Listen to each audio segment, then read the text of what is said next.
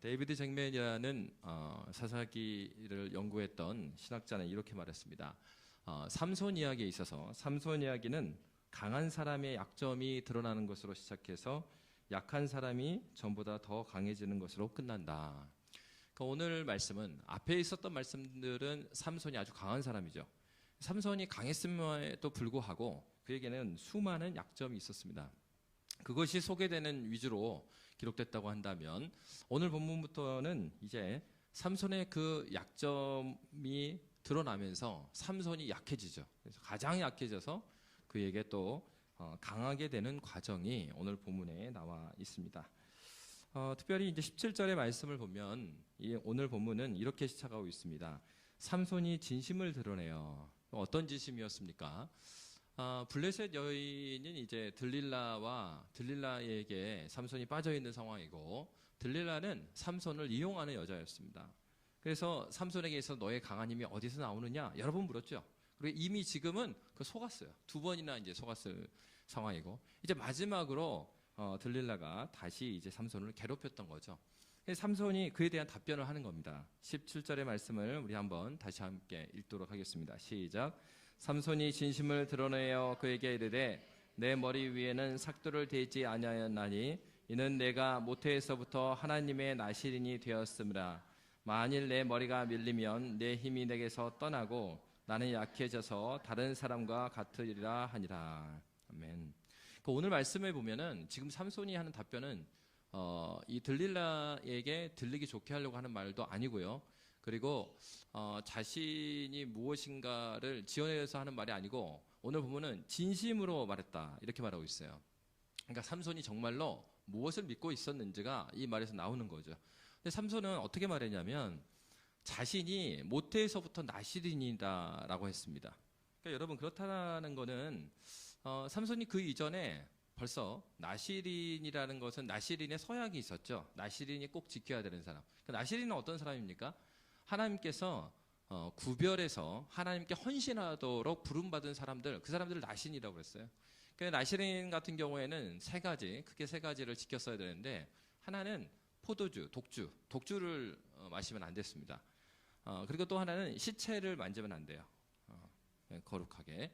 그리고 이제 마지막에 머리에 삭도를 대지 아니하는 것. 그러니까 크게 이 세 가지 규례가 있었고, 근데 이제 중요한 것은 이 세 가지 규례를 준 이유는 나시린들을 보면 하나님께서 주신 은사가 있었거든요. 그러니까 달란트가 있었어요. 그러니까 은사들이 있었는데 삼손 같은 경우는 큰 힘이 있죠. 근데 사실 삼손은 힘만 있었던 건 아니에요. 앞에서 이제 그 첫 번째 이제 결혼했을 때 그 수수께끼를 냈잖아요. 그 수수께끼를 낸 거를 히브리어로 보면 다 라임을 맞췄습니다. 그냥 그 막 내뱉은 문제가 아니고요. 시예요, 시. 뭐 우리나라에서도 뭐 이런들 어떠하면 저런들 어떠하리. 뭐 글자 다 맞추잖아요. 그런 것처럼 삼손이 냈던 문제 자체가 시였습니다. 그 정도로 라임을 맞출 정도로 삼손은 무식한 사람이 아니에요. 그러니까 한국 교회나 아니면 드라마, 뭐 영화를 많이 통해서 접한 경우에는 굉장히 거기에서는 삼손을 어떻게 그립니까? 힘만 쓰고 여자밖에 모르는 무식한 놈 이렇게 보여지는데 안 그렇습니다. 사실 성경에서 보여지는 삼손은. 그러니까 삼손은요, 어떤 면에서 굉장히 좋은 달란트를 받았죠. 어떤 면에서요? 지성이 있을 뿐만 아니라 힘도 아주 강한 사람이었다는 거예요. 그러니까 삼손은 바보가 아닙니다. 그러나 중요한 건 삼손은 나시린으로 그렇게 부름받았을 때 하나님이 주신 좋은 이 달란트, 하나님께서 왜 주셨다고 나옵니까? 삼손 이야기가 처음 나왔을 때 블레셋에게 벌써 수년 동안 이스라엘의 괴롭힘을 당해서 이스라엘이 하나님께 부르짖었을 때 그 응답으로 삼손을 주신 거거든요. 그러니까 삼손의 부르심은 어디 있습니까?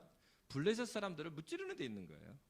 근데 삼손은 그 인생을 자기의 주신 좋은 것들을 자기의 유익을, 안목의 정욕을 위해서 썼던 거죠. 그러니까 자기 유익을 위해서 하나님이 주신 것을 다 쓰고 살았던 거예요. 이제 그렇게 살았던 사람인데, 사실 앞에서 보면은 아니 삼손이 왜 자꾸 하나님께서 주신 나시린의 그 규례를 범하고 사는가? 근데 오늘 본문에 보면은 한편으로는 아니 이거 혹시 그 삼손의 부모의 마노아가 삼손한테 안 가르친 거 아니야? 우리 이렇게 생각할 수 있어요. 근데 오늘 본문에 보면은 가르쳤다라는 거죠. 왜요? 삼손 자신도 자신이 누군지 알아요? 나실인인 줄 알고 있습니다.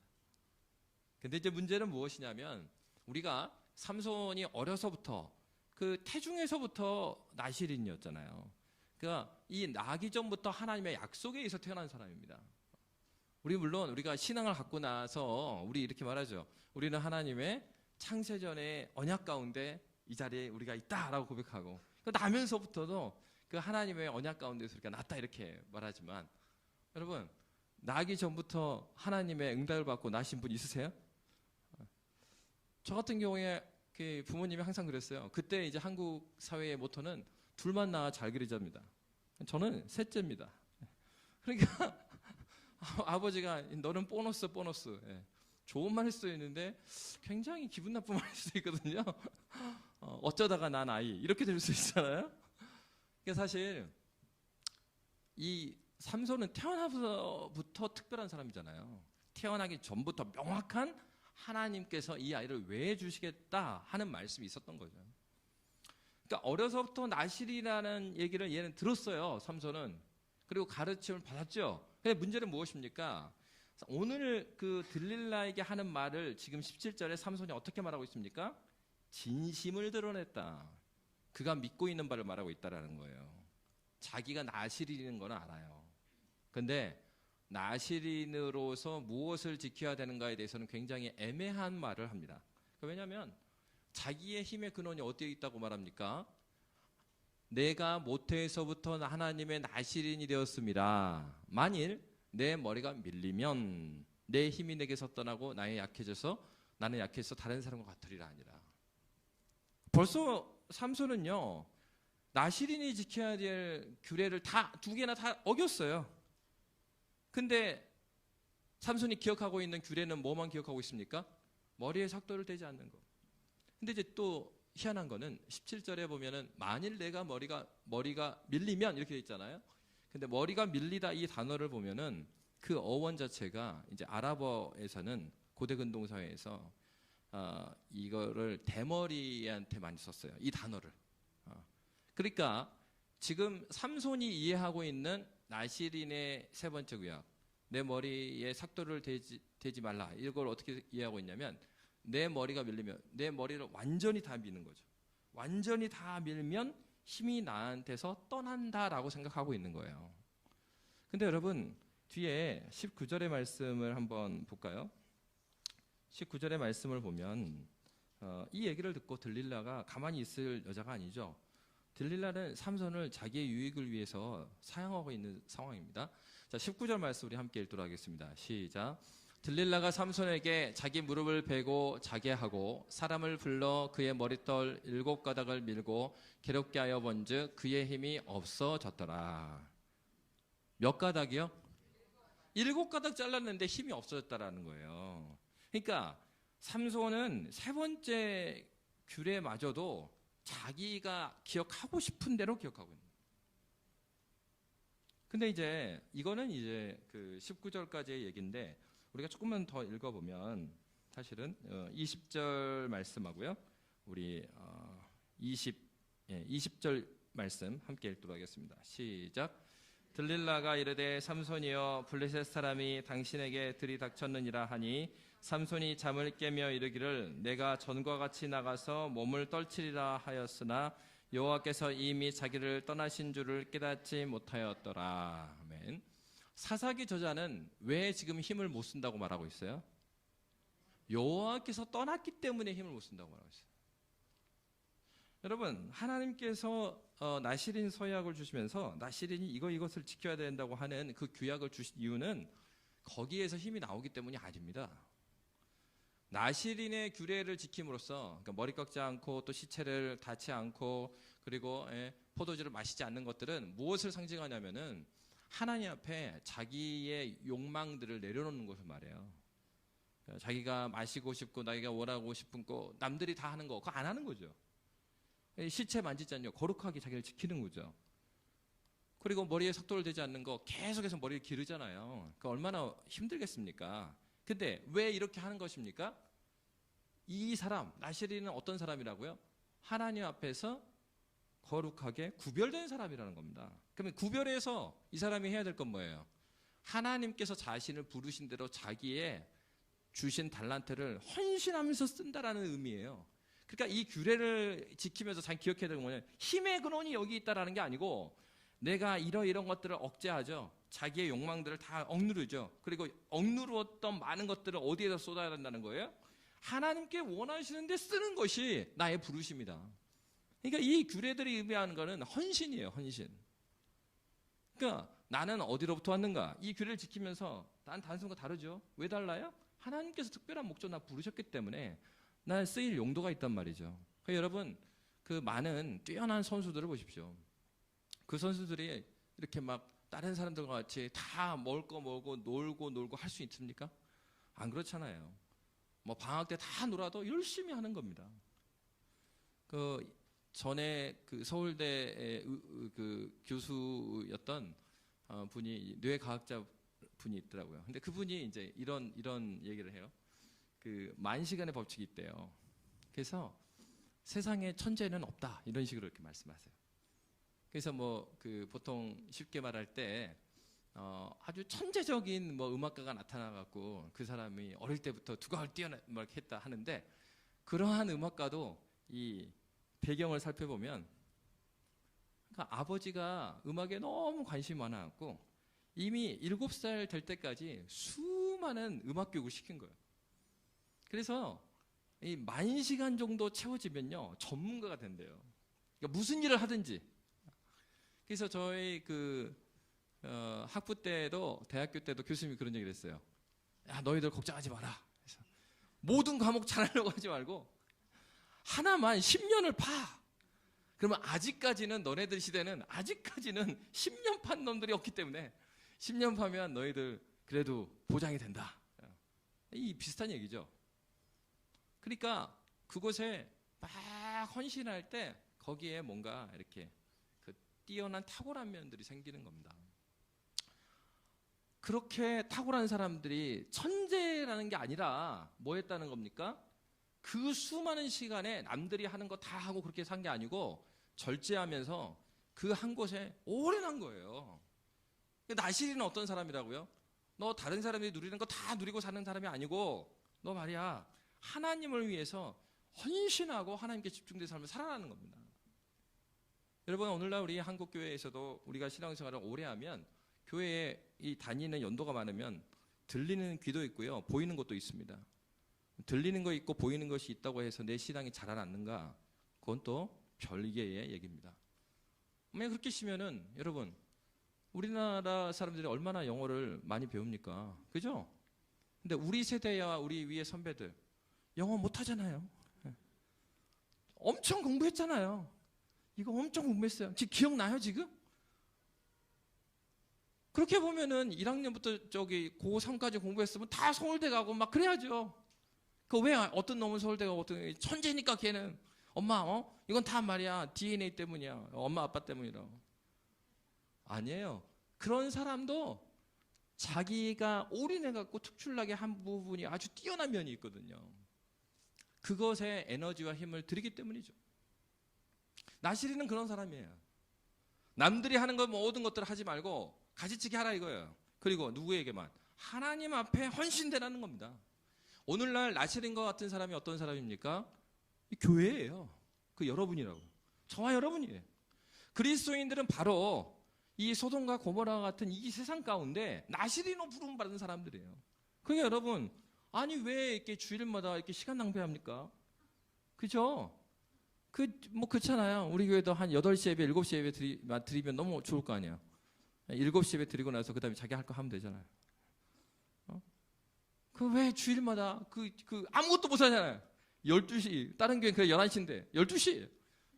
오전에도 오후에도 아무것도 못하는 시간에 딱 해가지고 말이야. 왜 그래요? 그러니까 바울이 그럼 뭐라고 그랬어요? 만약에 부활이 없다면 주님이 다시 오지 않는다면 우리 같이 미련한 자들이 없다. 예? 이 시간, 이 재정, 이 에너지를 왜 낭비합니까? 그렇잖아요? 그러니까 세상 사람들이 볼 때는 경쟁력 없는 겁니다. 근데 여러분 신앙이라는 건 그렇게 해서 생기지 않아요. 삼손 같은 경우는 우리 같이 태어난 사람이 아니잖아요. 태어나기 이전부터 하나님의 응답을 받고 태어난 사람입니다.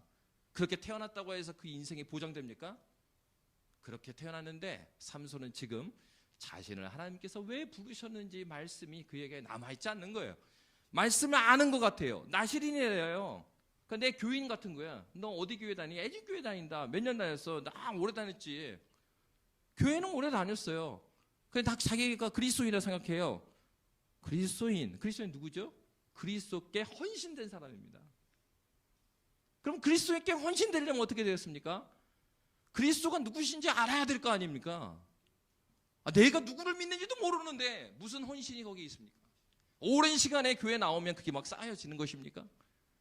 세상의 원리도 우리가 모든 에너지를 쏟지 않으면 그곳에 어떤 결과가 나올까 말까 하는데 어떻게 하나님을 아는 데 있어서 어떤 에너지도 드리지, 주일날 한번 나오는 거 본인의 입장에서 에너지를 드린 거예요. 그렇게 해갖고 막 성경 박사가 됐어요.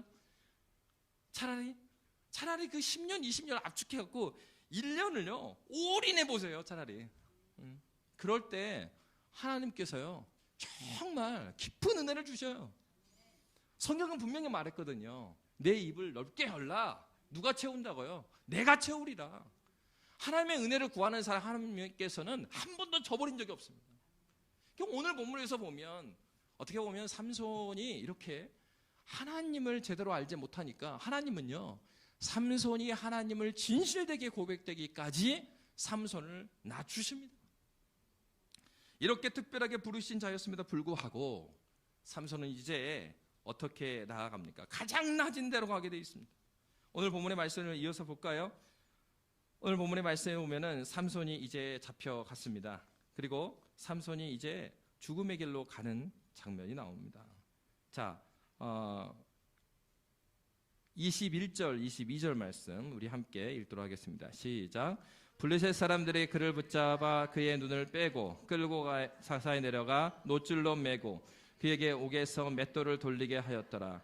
그의 머리털이 밀린 후에 다시 자라기 시작하니라. 아멘. 여러분, 삼손은 하나님의 특별한 사랑을 받은 사람이잖아요. 그런 지성, 그런 체력 어디 있습니까? 그러한 사람임에도 불구하고 자기 욕정을 위해서 썼을 때 사도 바울이 말하잖아요. 이 세상이 죄에 많이 빠져 있죠. 그 중에 하나가 뭡니까? 안목에 정욕에 빠져 있다고 그랬어요. 그러니까 삼손 같은 경우가 안목의 정욕이죠. 그래서 누구를 만나고 다녀요? 예쁜 여자면 다 가는 거예요. 그리고 예쁘니까 가서 잠자리를 함께 하고 그 다음에 사랑을 찾아보는 거예요. 그 안에 진정한 사랑이 없기 때문에 그 사랑에 목마르기 때문에 그냥 눈에 보이는 걸 선하는 대로 살아가는 사람, 그래서 삼손이죠. 그런 능력과 지성을 가졌음에도 불구하고 그는 제대로 된 사랑을 찾지 못하는 사람이죠. 그 사람 눈을 떴을 때 자기의 안목의 정욕에 따라 살아가니까 하나님이 어떻게 하세요? 섭리 가운데서 그 눈을 사라지게 하시는 겁니다. 근데 여러분, 놀라운 것은 오늘 본문에 보면 사사기 저자는 굉장히 중간중간에요 힌트를 막 넣어놔요. 근데 바로 22절이 바로 그런 말씀이에요. 22절 다시 한번 우리 함께 읽도록 하겠습니다. 시작. 그의 머리털이 밀린 후에 다시 자라기 시작하니라. 여러분, 하나님께서 부르신 사람들, 하나님은 어떻게 글을 쓰십니까? 때로는 우리는 삼손과 같이 교만하여서 자기 안목의 정욕에 이끌려서 삶을 살아갈 때가 있습니다. 그리고 굉장히 낮아지는 자리에 가기도 합니다. 그런데 하나님, 중요한 것은 하나님께서는 그의 부르심에 후회하심이 없다라고 사도 바울은 로마서에서 증언하고 있습니다.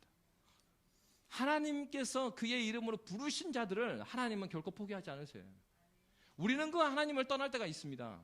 그럼에도 불구하고 우리 하나님께서는 그 자신의 자녀를 그리스도 예수의 피값 주고 사셨기 때문에 그를 놓지 않아요.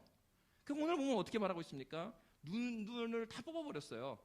그럼에도 불구하고 그의 머리털이 밀린 후에 다시 자라기 시작하니라. 문학적 기법이죠. 하나님께서 삼손이 가장 낮아져 있는 상황에서 주님께서 그곳에 그의 어떠함과 상관없이, 그의 마음이 하나님께 헌신됐든 어떻든 과 상관없이 하나님은 어떤 일을 하세요? 하나님은 당신의 계획대로 그 일을 하고 계시는 겁니다. 하나님께서는 여러분들이 하나님을 인정하나 인정하지 않으나 하나님께서는 어찌됐건 여러분을 이 자리에 부르셨어요. 홍콩에 부르셨고 홍콩 애진교회 부르셨습니다. 그럼 여러분 예배의 자리에 있으십니다. 하나님의 섭리 가운데 이곳에 있는 것입니다. 때로는 우리가 어쩌다 보니까 이 자리에 왔다. 여러분, 예수 잘 믿는 사람들 다 이야기해 보십시오. 모두 다 책 한 권은 다 나옵니다. 예수 쉽게 믿은 사람 없어요. 예. 저 같은 경우는 너무 힘들게 믿었어요. 20년 동안 너무 힘들었어요. 내가 만나지도 못한 그 하나님을 만난 척 하면서 예배 드려야 되거든요. 예배 제대로 안 들으면 목사들이 그런다고 동네에서 막 그러고 애들이 싸울 수 있잖아요. 싸우는데 똑같이 싸우는데 왜 나만 욕먹어요? 목사들이 저런다고. 저놈이 잘못했는데. 똑같이 욕해도 제가 욕하면 더 큰 죄가 돼. 여러분, 예수를 만나지 못하면 내가 예수 믿는 것이 무엇을 의미하고 내가 이 예배 드리는 게 뭘 의미해? 지루할 뿐인 겁니다. 시간 낭비하는. 그러니까 시간을 낭비하지 않으려면요, 빨리 예수를 믿었고 나한테 은혜를 달라고 몸부림치셔야 됩니다. 그 삼손 같은 경우 어때요? 자기 뜻대로 끝까지 가는 거예요. 그 끝까지 가는 거 어떻게 합니까? 하나님께서 그 눈을 빼버리죠. 그리고 하나님 말씀에 순종하는 사람으로 변화시키십니다. 이게 무서운 말씀이에요. 하나님은 그의 백성을 그냥 두지 않습니다. 천국에 가는 자들에게 예수님께서 어떤 말씀하셨습니까? 네 눈이 천국 가는 것을 방해하거든 뭘 빼버리라고요? 네 눈을 빼버려라. 네 손이 하나님 마음을 거역하거든 네 손을 쳐서라도 주님께 나가라 그런 거예요. 여러분, 하나님의 말씀, 주님의 말씀은 죽어있는 말씀이 아닙니다. 오늘날도 양상만 다르지 그러한 일들이 우리 가운데 얼마나 많습니까? 여러분, 삼손은 아주 낮아져 버렸습니다. 그의 능력이 이제 없는 것처럼 보입니다. 바로 그러한 삼손의 모습을 보면서 블레셋 사람들은 굉장히 즐거워했습니다. 여러분, 너무 악한 거죠. 삼손이 굉장히 괴롭힘을 당하고 있는데 그들은 이 모습들을 보고서 전혀 괴로워하지 않습니다. 여러분, 부르심대로 살지 않으면 어떠한 삶을 살게 됩니까? 이방 여인의 이득의 방편으로 소비될 뿐입니다. 예수 믿는 사람들이 예수 믿는 사람으로 살지 않으면, 하나님의 부르심대로 살지 않으면 여러분 세상의 놀이개가 되는 거예요. 회사의 놀이개가 되고요. 그리고 믿지 않는 친구들의 놀이개가 되는 겁니다. 근데 몰라요. 자기는 이용당하고 있는데 모르는 거예요. 자기가 잘 살고 있다고 생각해요. 복음을 만날 때 그것을 깨닫게 되는 겁니다. 여러분, 성경은 굉장히 살아있는 말씀이에요. 성경의 말씀을 대할 때 내가 어디에 있는지가 보입니다. 여러분, 그 사람들이 잘난 척하고 그럴 수 있어요. 그러나 말씀 앞에서는 그러면 안 돼요. 왜? 우리가 어느 길을 가고 있는지, 어디쯤 가고 있는 건지 보여주는 유일한 말씀이 바로 이 성경이기 때문에 그렇습니다. 여러분, 그래서 여러분, 이 말씀이 강해되는 하나님과의 공적인 약속에 있는 이 예배를 왜 중요하게 여겨야 돼요?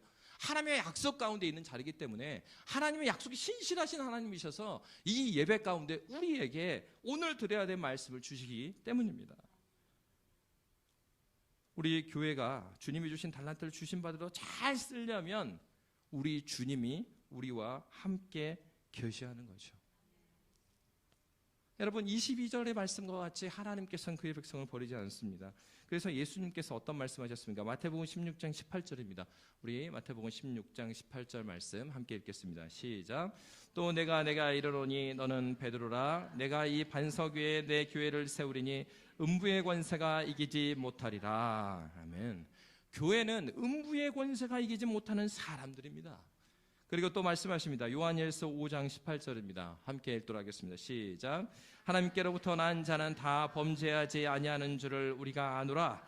하나님께로부터 나신 자가 그를 지키심에 악한 자가 그를 만지지도 못하느니라.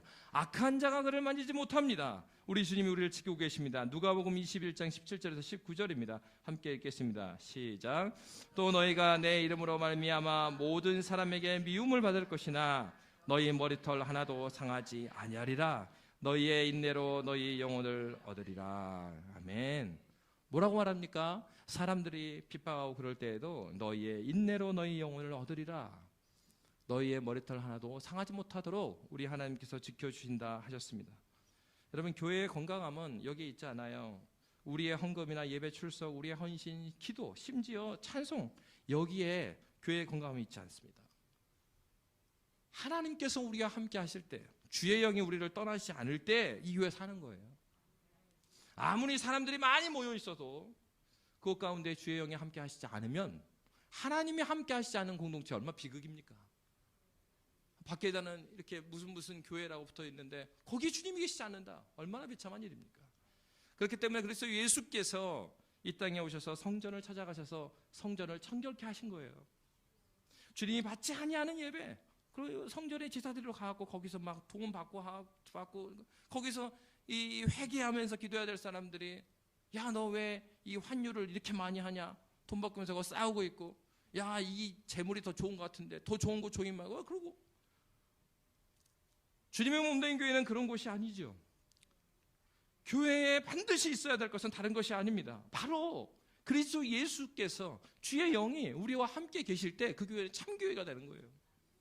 그래서 사도 바울이 어떻게 고백합니까? 고린도전서 1장 18절입니다. 우리 함께 읽도록 하겠습니다. 시작.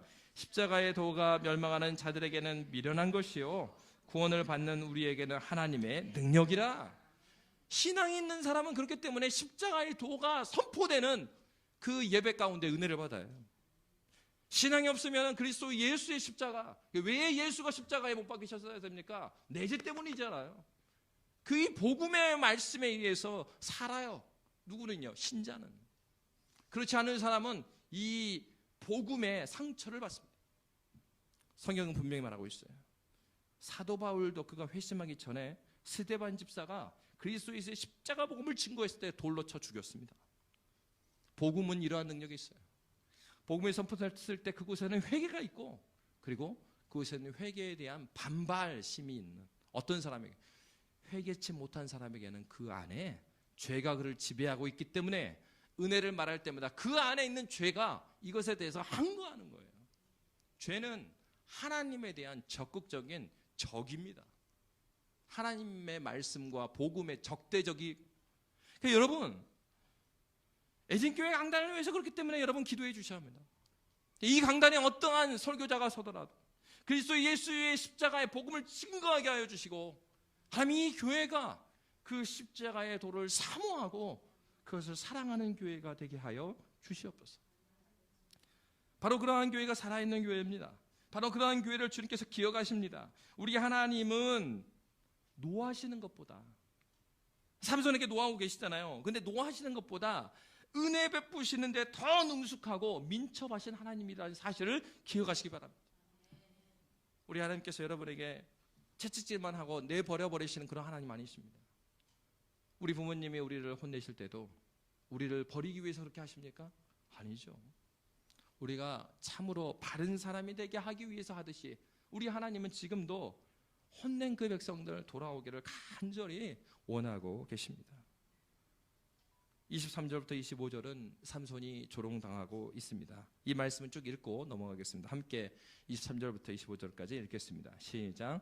블레셋 사람의 방백들이 이르되 우리의 신이 우리 원수 삼손을 우리 손에 넘겨주었다 하고 다 모여 그들의 신 다곤에게 큰 제사를 드리고 즐거워하고, 백성들도 삼손을 보았으므로 이르되 우리의 땅을 망쳐놓고 우리의 많은 사람을 죽인 원수를 우리의 신이 우리 손에 넘겨주었다 하고, 자기들의 신을 찬양하며 그들의 마음이 즐거울 때 이르되 삼손을 불러다가 우리를 위하여 제주를 부르게 하자 하고, 옥에서 삼손을 불러내매 삼손이 그들을 위하여 제주를 부리니라. 그들이 삼손을 두 기둥 사이에 세웠더니. 아멘. 중요한 사실은 이렇게 그들은 삼손을 보고 조롱하였습니다. 그런데 우리 26절 28절 더 읽도록 하겠습니다. 26절부터 28절 함께 읽습니다. 시작. 삼손이 자기 손을 붙든 소년에게 이르되 나에게 이 집을 버틴 기둥을 찾아 그것을 의지하게 하라 하니라. 그 집에는 남녀가 가득하니 블레셋 모든 방백들도 거기에 있고 지붕에 있는 남녀도 3,000명 가량이라.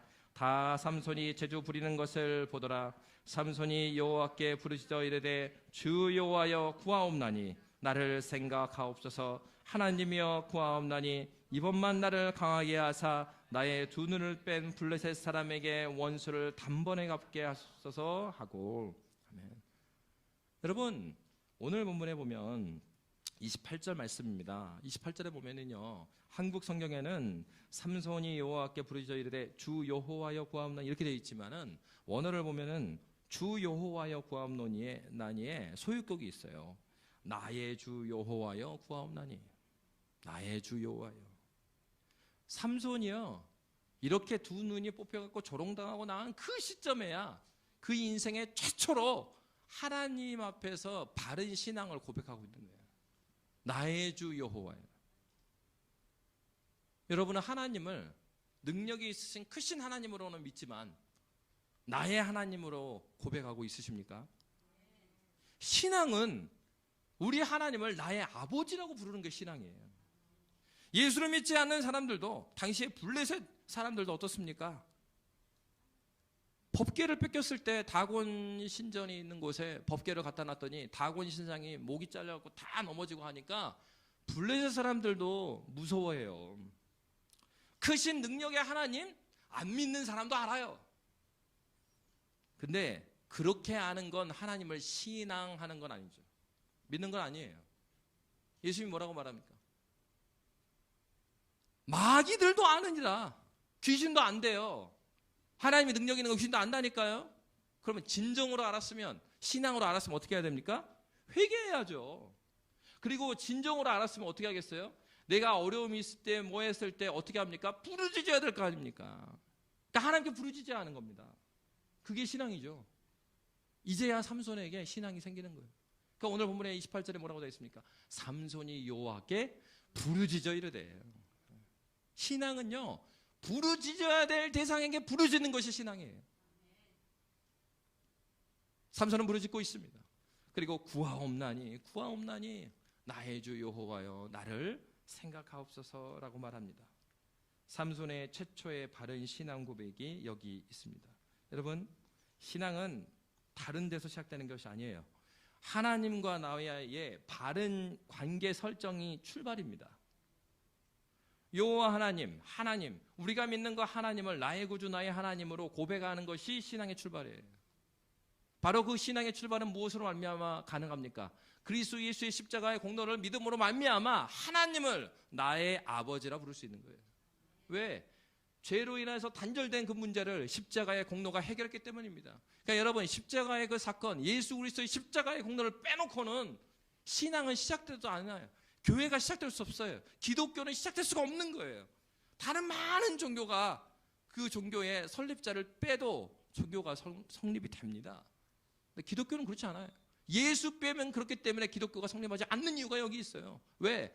하나님께서 예수 그리스도를 보내셔서 우리가 있어야 될 그 자리에 있도록 죄 문제를 해결하신 분이 바로 그리스도 예수이기 때문이고, 그 예수를 누가 보냈기 때문이에요? 우리 아버지 하나님이 보내셨기 때문입니다. 이것이 복음이에요. 여러분, 신앙생활을 오래 했을 때 우리가 알게 되는 것은 십자가의 그 은혜가 얼마나 크고 넓고 깊은가를 더 깊이 아는 거예요. 그러니까 머리로만 아는 게 아니라 내 삶 가운데 알아가는 거예요. 그렇기 때문에 내 삶 가운데 알아간다는 건 무엇이겠습니까? 내 삶의 문제하고 예배드리는 게 따로 동떨어져 있는 게 아니죠. 우리 목장 모임하는 말씀과 내 삶의 문제가 떨어져 있는 게 아니라 내 삶의 문제를 주님 앞에 가서 부르짖는 것입니다. 외치는 것입니다. 그리고 하나님께 구하는 것입니다. 삼손이 그렇게 기도하고 있습니다. 근데 이제 보면은, 그렇기 때문에 여러분 성경에 보면 이 삼손이 이제 그런 생각 해보지 않았어요? 히브리서 11장이 어떤 장이라고 그러죠? 히브리서 11장 믿음장이라고 그래요. 근데 이제 쭉 읽어보다가 이 사람이 이렇게 생각했던 사람이 누구냐면 삼손입니다. 여러분 히브리서 11장 32절에 보면 이렇게 되어 있어요. 함께 읽을까요? 읽겠습니다. 시작. 내가 무슨 말을 더 하리요? 기드온, 바락, 삼손, 입다, 사무엘과 선지자들의 일을 말하려면 내게 시간이 부족하리로다. 아니, 삼손이 여자만 알고 쫓아다닌 것 같은데 여기에 이름이 올라와 있네요. 왜 그럴까요? 그의 수많은 인생 동안에는 하나님의 뜻이 아니라 자기의 정욕을 쫓아서 살아갔지만 그 인생의 마지막 때에 삼손은 하나님과의 최초이자 마지막으로 바른 관계를 설정하고 하나님께서 자기에게 주신 좋은 그 힘이 있고 능력이 있잖아요. 그걸 주님을 위해서 쓴 겁니다. 여러분, 물론 그렇다고 해서 이 삼손의 이 마지막에 모두 완벽했다는 말을 하고 있는 건 아니에요. 왜냐하면 29절부터 31절 우리가 읽고 마치도록 하겠습니다. 29절부터 31절 한번 읽어볼까요? 함께 읽겠습니다. 시작. 삼손이 집을 버틴 두 기둥 가운데 하나는 왼손으로 하나는 오른손으로 껴 의지하고 삼손이 이르되 블레셋 사람과 함께 죽기를 원하노라 하고 힘을 다하여 몸을 굽히매 그 집이 곧 무너져 그 안에 있는 모든 방백들과 온 백성에게 덮이니 삼손이 죽을 때에 죽인 자가 살았을 때에 죽인 자보다 더욱 많았더라. 그의 형제와 아버지의 온 집이 다 내려가서 그의 시체를 가지고 올라가서 소라와 에스다올 사이 그의 아버지 마노아의 장지에 장사하니라. 삼손이 이스라엘의 사사로 20년 동안 지냈더라. 아멘. 우리 28절을 다시 한번 볼까요? 28절에 보면 삼손이 이렇게 기도했지만 삼손이 여호와께 부르짖어 이르되 주 여호와여 구하옵나니 나를 생각하옵소서. 하나님이여 구하옵나니 이번만 나를 강하게 하사 나의 두 눈을 뺀 블레셋 사람에게 원수를 단번에 갚게 하옵소서라고 기도하고 있습니다. 하나님과의 바른 관계 설정했어요. 그리고 하나님을 위해서도 지금 부르짖고 있습니다. 그런데 그 안에 뭐라고 말하냐면 원수를이라고 말해요. 그러니까 무엇을 보여주는 것입니까? 어떤 면에서는 지금 마지막 때 바른 관계를 설정했어요. 그런데도 삼손은 자기 원수 갚기 위해서 이 일을 하는 면이 있습니다. 뭘 말하는 거예요? 우리가 예수를 믿고 예수를 만났다고 해서 우리가 완벽하게, 그러니까 예수님처럼 완벽하게 우리 안에 죄가 하나도 없고 그렇게 살아가는 건 아니라는 겁니다. 그러니까 뭘 말하는 겁니까? 하나님께서 우리와 함께 일하시면 얼마나 감사한 것으로 깨달아야 돼요. 무슨 얘기냐면 우리 여기 있는 누구도 완벽한 사람이 없거든요. 이게 완벽한 기질을 가지고 있는 분들이 신앙을 갖기가 사실 힘들어요.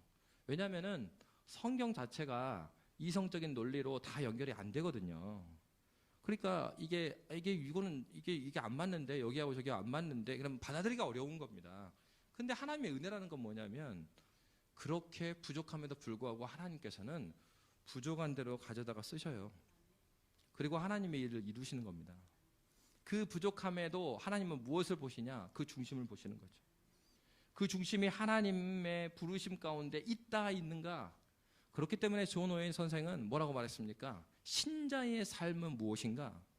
신자의 삶은 바로 하나님을 향한 몸부림이다 그랬어요. 그러니까 여러분, 우리의 삶 가운데서 우리가 완벽하게 못할 수 있습니다. 내 회사에서 뭐 일을 진행해 나가는데 이 세상에 그 자본주의 정신에 따라 가지고 막 만들어놓은 법책이나 이런 것들 너무 많잖아요. 근데 신앙에 있어서 이건 아닌 것 같은데 하는 부분이 있을 수 있단 말이에요. 그렇다고 해서 완벽하게 이것을 바꾸는가? 그러면 그 능력자죠. 예? 세계 전체를 움직이고 막 이런 어마어마한 힘이 있어야 가능한. 우리에게 그런 하나님께서 그걸 다 요구하지 않으세요. 다만 하나님 나라 맛본 그 하나님 나라, 내가 경험한 그 하나님 나라의 그 질서, 하나님 나라의 영광을 나에게 맡겨진 영에서 내가 죽을 때까지요 몸부림치면서 회복해가는 삶을 살아가는 거예요. 포기하지 않고 도전하는 겁니다. 지속적으로 하나님께 기도하는 거예요. 삼손도 마지막에 하나님을 부르짖었지만 우리가 바라기까지 완벽하진 않았어요. 그런데도 하나님은 삼손을 쓰십니다. 그래요. 우리는 그렇게 완벽한 사람들이 아니고 그리고 모든 것이 채워진 사람이 아니에요. 두 가지 측면이 있죠. 그게 바로 사실이고 두 번째 사실은 만약 우리가 그렇게 완벽해 갖고 예수를 믿었다면 우리 어떻게 될까요? 우리 그렇게 겸손한 사람들은 아니거든요. 예. 예전에는 그냥 슬쩍이 어느 집사가 해놓은 거에다가 숟가락 얹었다고 한다면 자기가 그렇게 막 완벽해지면 이제 큰 소리를 내기 시작하는 거죠. 신앙은 그렇지 않아요. 어떤 면이 있습니까? 우리의 연약함 주님께서 아셔요. 우리의 연약함이 보일 때 신앙이 시작되는 겁니다.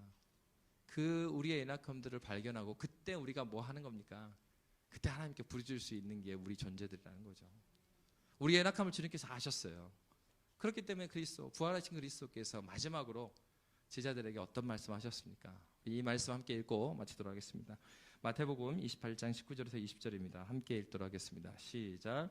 그러므로 너희는 가서 모든 민족을 제자로 삼아 아버지와 아들과 성령의 이름으로 세례를 베풀고 내가 너희에게 분부한 모든 것을 가르쳐 지키게 하라. 볼지어다 내가 세상 끝날까지 너희와 항상 함께 있으리라 하시니라. 아멘. 우리 주님이 우리만 보낸 게 아니고요. 이 사명 주죠. 제자 삼으라. 가라 그랬습니다. 그리고 세례를 주라 그랬어요. 그리고 가르쳐 지키게 하라고 그랬습니다.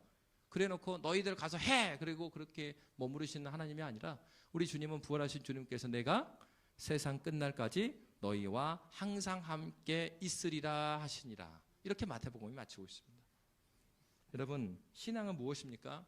오늘도 함께 하신 하나님, 나의 연약함 그걸 알고 부르신 하나님, 그 하나님 의지하고 주님께 가는 것입니다. 그러므로 여러분, 신앙생활 해나갈 때 삼손처럼 어설프게 알아가시면 안 됩니다.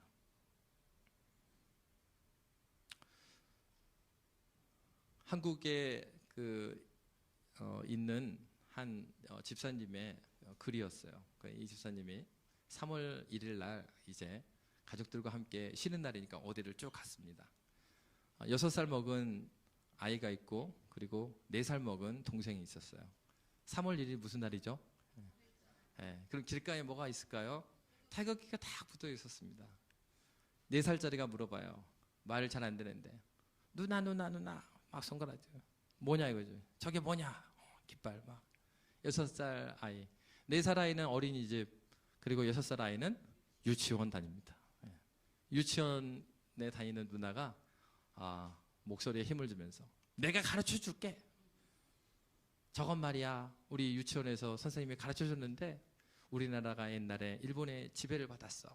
근데 그때 유관수 누나가 나타났지. 그래서 유관수 누나가 많은 사람들과 함께 우리나라가 독립하기 위해서, 독립이 뭐야? 우리나라가 다시 우리나라가 되는 거야. 그러면서 외친 거야. 저 있는 걸 태극기라고 그러는데 태극기를 들면서 대한민국. 네, 그래서 그 집사님이 빵 터진 거예요. 네. 첫째가 들은 거니까 알긴 알았는데 마지막을 잘못 배운 거예요. 근데 그렇게 안 가르쳐 줬겠죠. 유치원에 무슨 선생님이 대한민국 그렇게 가르쳐 줬겠어요? 그러니까 얘가 기억이 대한민국이 난 거예요. 근데 이 둘째는 어떻습니까? 그 얘기를 듣고 그렇구나. 누나 너무 좋겠다. 나도 유치원 가고 싶어. 여러분, 우리는 먼저 믿는 사람들이에요. 우리가 먼저 그 길을 가고 있거든요. 3.1절이 무엇인지 이 첫째가 알았던 것처럼 우리가 먼저 믿고 있는데, 그 둘째가 물어볼 때 바르게 가르쳐줘야 될 의무가 우리에게 있어요.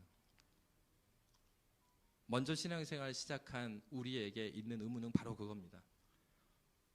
다른 사람들이 우선이 아니고 내 자신이 먼저 하나님을 바로 알아야 합니다. 하나님께서는 그렇게 하라고 우리를 부르셨습니다. 저와 여러분이 하나님을 바로 알므로 바른 신앙 고백 가운데 주님 앞에 물러서지 아니하고 그 길을 걸어가는 주와 함께 하시는 믿음의 교회 되시기를 주의 이름으로 빕니다. 이 시간 함께 기도하도록 하겠습니다.